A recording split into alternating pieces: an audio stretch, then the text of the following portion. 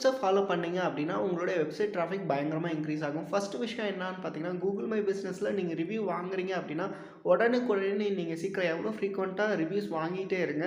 அதேமாரி உங்களோட ரிவ்யூஸ்க்கும் வந்து சீக்கிரமாக ரெஸ்பான்ஸ் பண்ணீங்க அப்படின்னா வந்து கூகுள் ஃப்ரெஷ்னஸை விரும்பி உங்களுக்கு நிறைய கால்ஸ் வரதுக்கான வாய்ப்புகள் நிறையா இருக்குது. செகண்ட் திங் என்ன அப்படின்னு பார்த்தீங்கன்னா, உங்களுடைய பிளாக்ஸ் நல்லா பர்ஃபார்மன்ஸ் ஆகிட்டு இருக்குல்ல, அந்த பிளாக்ஸ்லேருந்து உங்களுடைய மெயின் சர்வீஸ் பேஜுக்கு கரெக்டாக இன்டர்னல் லிங்க் பண்ணுங்கள். எந்தெந்த பிளாக்லாம் நல்ல இம்ப்ரெஷன்ஸ் நிறைய கிளிக்ஸ்லாம் வருதோ அந்த பிளாக்ஸ்லேருந்து எடுத்து சர்வீஸ் பேஜுக்கு இன்டர்னல் லிங்க் பண்ணுங்கள். அது செகண்ட் திங். தேர்ட் திங் என்ன அப்படின்னு பார்த்தீங்கன்னா, ரியல் இமேஜஸ் யூஸ் பண்ணுங்கள். லைக் ஏஐ இமேஜஸ் யூஸ் பண்ணாமல் ரியல் இமேஜஸ் உங்களுடைய வெப்சைட்டில் யூஸ் பண்ணீங்க அப்படின்னா அது நல்ல ஒரு சைன். அதனால் நிறைய கால்ஸ் நிறைய எஸ்இஓ வேல்யூஸ் இன்க்ரீஸ் ஆகிறதுக்கான வாய்ப்புகள் நிறையா இருக்குது. ஃபோர்த் திங் என்ன அப்படின்னு பார்த்தீங்கன்னா, எபோவ் த ஃபோல்ட் கண்டென்ட் சொல்லுவாங்க. ஃபஸ்ட்டு ஸ்க்ரால்லேயே உங்களுடைய ஃபஸ்ட்டு பேராகிராஃபை நல்ல கிறிஸ்ப் அண்ட் கிளியராக வைங்க.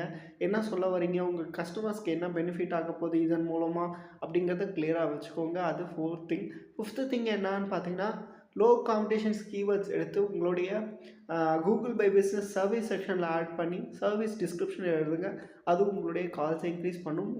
உங்கள் வெப்சைட்டுக்கும் எஸ்இஓ பண்ணி தரணும் அப்படின்னு ஆசைப்பட்டீங்கன்னா என்னை காண்டாக்ட் பண்ணுங்கள். உங்களுடைய ஜிஎம்பிக்கும் கால்ஸ் இன்க்ரீஸ் பண்ணணும் அப்படின்னா என்னை காண்டாக்ட் பண்ணுங்கள். நான் உங்களுக்கு பண்ணி தரேன்.